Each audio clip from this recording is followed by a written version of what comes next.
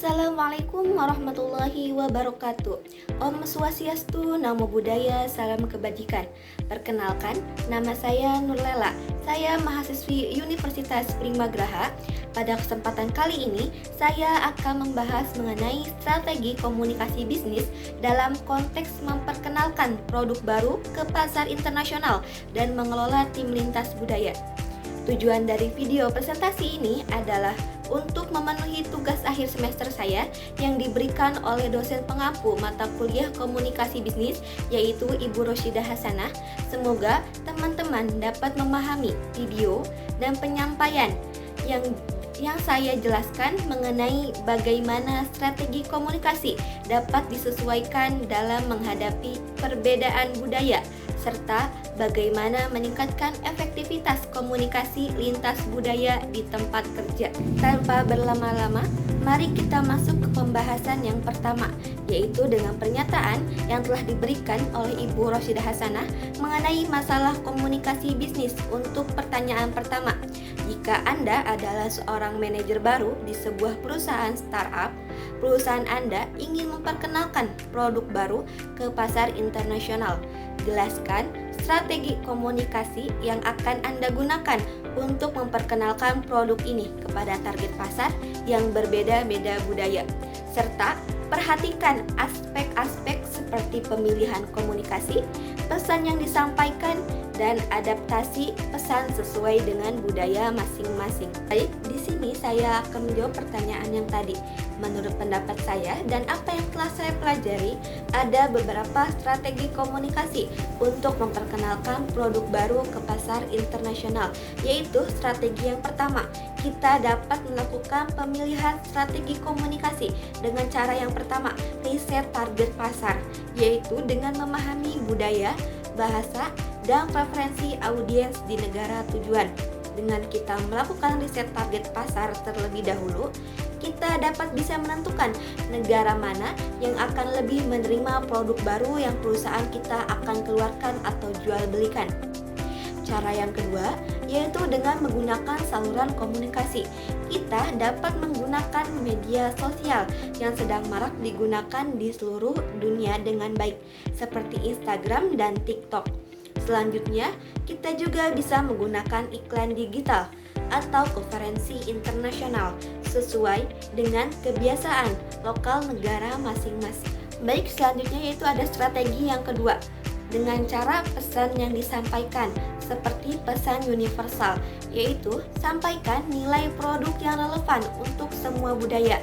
Misalnya, kualitas produk yang dikeluarkan oleh perusahaan dan keandalan yang ada dalam produk kita dapat sesuai dengan budaya negara mereka masing-masing, agar pesan yang kita sampaikan diterima dengan baik. Cara yang kedua, kita dapat menyampaikan pesan spesifik budaya, yaitu dengan cara sesuaikan dengan norma lokal mereka. Contohnya, gunakan warna tertentu yang bermakna positif di budaya setempat. Baik, untuk selanjutnya yaitu strategi yang terakhir. Kita dapat melakukan adaptasi pesan, yaitu dengan cara menggunakan bahasa yang dapat dipahami di negara tersebut dan hindari ungkapan yang berpotensi disalahpahami. Contohnya, jika memperkenalkan produk di negara Jepang, kita harus bisa menggunakan bahasa Jepang agar orang-orang di negara Jepang dapat memahami produk yang akan kita keluarkan dan mereka dapat fokus pada penyampaian apa yang kita sampaikan mengenai produk yang akan dikeluarkan. Sedangkan di Amerika Serikat, kita bisa menggunakan bahasa Inggris, yang memang mana bahasa Inggris adalah bahasa internasional, dan bahasa tersebut juga yang biasa digunakan oleh negara Amerika Serikat dalam kehidupannya sehari-hari. Dengan kita menyesuaikan bahasa mereka masing-masing sesuai dengan negaranya, mereka akan dapat fokus pada penyampaian dan efisiensi dari penjelasan mengenai produk perusahaan yang akan kita keluarkan. Baik, untuk selanjutnya di sini saya akan membahas mengenai pertanyaan yang kedua, yaitu jika seorang manajer baru mengalami kesulitan dalam berkomunikasi dengan timnya yang berasal dari berbagai latar belakang budaya. Yang pertama, apa saja hambatan komunikasi lintas budaya yang mungkin terjadi dalam situasi ini? Yang kedua, bagaimana manajer tersebut dapat meningkatkan efektivitas komunikasi dengan timnya? Dan yang ketiga, saran apa yang Anda berikan kepada manajer untuk membangun hubungan yang lebih baik dengan anggota timnya? Baik, di sini saya akan menjawab pertanyaan yang tadi. Menurut apa yang telah saya pelajari, untuk pertanyaan pertama mengenai hambatan komunikasi lintas budaya. Ada beberapa hambatan komunikasi lintas budaya yang mungkin terjadi. Yang pertama, perbedaan bahasa. Seringkali terjadi kesalahpahaman dalam penggunaan istilah. Contohnya, perbedaan tantangan pertama komunikasi antar budaya adalah perbedaan bahasa yang telah saya tadi sebutkan. Setiap negara memiliki bahasa yang berbeda, dan bahkan dalam satu negara mungkin terdapat banyak dialek yang berbeda yang mereka miliki. Contohnya, negara yang ada di Asia, yaitu negara Korea. Dengan khasnya mereka berbahasa Korea, dan di negara Korea yang berada di setiap daerahnya memiliki khas dialeknya masing-masing. Dan di Eropa juga, seperti negara Amerika Serikat, dengan khasnya mereka berbahasa Inggris. Namun, di Eropa karena menggunakan bahasa Inggris, mereka juga mungkin terdapat banyak dialek yang berbeda, walaupun dalam satu negara. Untuk hambatan yang kedua, yaitu norma budaya berbeda. Tantangan kedua dalam komunikasi antar budaya adalah perbedaan norma dan nilai budaya. Setiap negara memiliki norma dan nilai budaya yang berbeda, seperti cara berbicara, berpakaian, atau berperilaku dalam masyarakat. Hal ini dapat menimbulkan benturan budaya dalam proses komunikasi.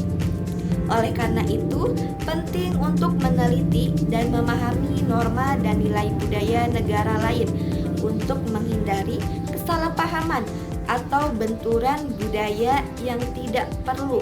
Misalnya, komunikasi atau berkomunikasi langsung mungkin sangat dihargai di beberapa budaya. Sedangkan di budaya lain, komunikasi tidak langsung lebih disukai. Hal ini juga dapat menyebabkan kesalahpahaman dan salah taksir yang dapat merusak kepercayaan dan kolaborasi antar tim. Contohnya, gaya komunikasi adalah salah satu perbedaan paling mencolok antara Eropa dan Asia. Orang Eropa dikenal langsung dalam komunikasi mereka. Mereka menghargai kejujuran dan transparansi dalam percakapan dan mengharapkan orang lain menanggapi dengan cara yang sama. Sebaliknya, namun orang Asia menghargai keharmonisan dan menghindari konfrontasi atau kritik langsung.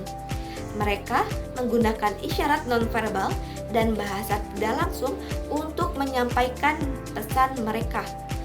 Perbedaan gaya komunikasi seringkali dapat menyebabkan kesalahpahaman antara orang-orang dari budaya yang berbeda. Baik, untuk selanjutnya yaitu hambatan yang ketiga, yaitu prasangka atau stereotip dan perbedaan gaya berpikir atau cara pandang, yaitu dengan menganggap negatif terhadap budaya tertentu, dengan berpikir bahwa budaya kita lebih baik daripada budaya yang lain. Ada juga perbedaan gaya berpikir dan cara pandang.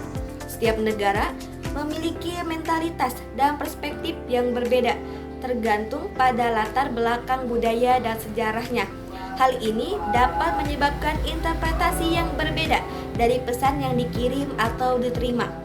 Oleh karena itu, penting untuk mengetahui perspektif budaya negara lain untuk menghindari kesalahpahaman atau kesulitan memahami pesan yang disampaikan. Untuk hambatan yang keempat, yaitu perbedaan waktu dan prioritas. Misalnya, budaya orang Eropa dan Asia. Di Eropa, ketepatan waktu sangat penting dan terlambat dianggap tidak sopan.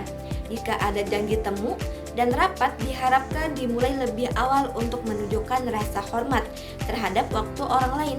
Di Asia sebaliknya, waktu dianggap fleksibel, terlambat tidak selalu dianggap tidak sopan, dan orang Asia seringkali lebih santai untuk memulai rapat dan acara lebih awal.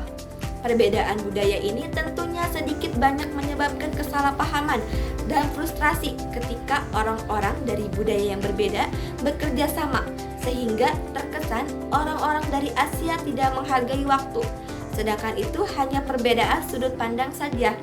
Konsep waktu seringkali lebih santai dan fleksibel dalam budaya Asia daripada budaya Eropa yang lebih terstruktur dan tepat waktu. Menurut penelitian, orang Asia lebih menghargai hubungan daripada waktu.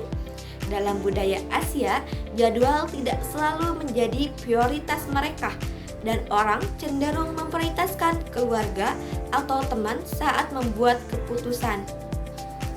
Akibatnya, ketepatan waktu tidak selalu menjadi faktor yang sangat penting dalam budaya Asia, dan jadwal sering berubah-ubah. Namun, perlu diingat juga, tidak semua di negara Asia mempunyai budaya seperti itu. Contoh nyatanya ialah kebudayaan di negara seperti Jepang dan Korea yang sangat menghargai waktu dan bisa dibilang sedikit banyak cukup berdampak dengan etos kerja mereka yang cukup tinggi. Baik, di sini saya akan memaparkan untuk jawaban yang kedua mengenai pertanyaan bagaimana manajer tersebut dapat meningkatkan efektivitas komunikasi dengan timnya. Ada beberapa cara meningkatkan efektivitas komunikasi menurut pendapat saya dan apa yang telah saya pelajari, yaitu yang pertama, belajar tentang budaya tim, yaitu dengan meluangkan waktu untuk memahami latar belakang budaya anggota tim, agar kita bisa memahami tentang budaya. Contohnya, semisalnya tim kita berasal dari negara Jepang, kita harus memahami budaya apa saja yang ada di Jepang, seperti upacara minum teh, mengetahui baju tradisional Jepang adalah kimono dan tata cara bersikap di negara Jepang. Dan yang kedua, yaitu dengan meningkatkan keterampilan mendengarkan, yaitu dengan mendengarkan dengan penuh perhatian tanpa menghakimi satu sama lain. Contohnya, jika tim lain sedang menyampaikan pendapatnya, kita harus mendengarkan dengan penuh perhatian tanpa memotong pembicaraannya dan tanpa menghakimi karena kita berbeda pendapat dengannya. Dan yang ketiga, yaitu gunakan bahasa sederhana. Hindari istilah yang ambigu atau slang agar tidak ada kesalahpahaman, yaitu gunakan bahasa sederhana. Hindari istilah-istilah yang ambigu atau slang agar tidak ada kesalahpahaman. Contohnya, dari bahasa ambigu yaitu ambiguitas leksikal, terjadi ketika sebuah kata memiliki lebih dari satu arti. Ini adalah jenis ambiguitas yang paling umum ditemui dalam percakapan sehari-hari. Ada beberapa karakteristik ambiguitas leksikal meliputi polisemi, kata yang memiliki beberapa arti yang saling berhubungan. Contohnya, kata kepala bisa berarti bagian tubuh, pemimpin, atau bagian atas dari sesuatu. Selanjutnya yaitu ada homonim, kata-kata yang memiliki ejaan dan pengucapan yang sama tetapi arti berbeda. Misalnya, bisa yang berarti racun dan bisa yang berarti mampu. Selanjutnya, ambiguitas leksikal dapat menyebabkan kesalahpahaman jika konteks tidak cukup jelas untuk menentukan arti mana yang dimaksud. Baik, di sini saya akan memaparkan untuk jawaban pertanyaan yang terakhir, yaitu saran apa yang Anda berikan kepada manajer untuk membangun hubungan yang lebih baik dengan anggota timnya. Menurut apa yang telah saya pelajari, ada beberapa saran yang dapat saya berikan kepada manajer, yaitu yang pertama, latih keterbukaan satu sama lain, yaitu dengan dorong anggota tim untuk berbagi pendapat tanpa rasa takut. Dan yang saran yang kedua, adakan pelatihan lintas budaya, agar anggota tim memahami budaya satu sama lain, agar tidak ada terjadi kesalahpahaman. Dan yang terakhir yaitu bangun kepercayaan. Lakukan aktivitas bersama yang meningkatkan hubungan interpersonal seperti team building atau liburan bersama. Baik, di sini saya akan membacakan kesimpulan. kita telah membahas beberapa strategi komunikasi untuk memperkenalkan produk pasar internasional, termasuk pentingnya memahami budaya lokal dan menyusun pesan yang tepat. Selain itu, kita juga membahas hambatan dan solusi dalam komunikasi lintas budaya yang melibatkan keterbukaan, empati, dan pelatihan. Baik, mungkin itu saja materi yang dapat saya sampaikan. Semoga materi yang saya sudah jelaskan dapat membantu teman-teman dalam memahami pentingnya komunikasi dalam konteks bisnis internasional dan lintas budaya. Terima kasih atas perhatiannya dan kurang lebihnya mohon maaf. Wassalamualaikum warahmatullahi wabarakatuh.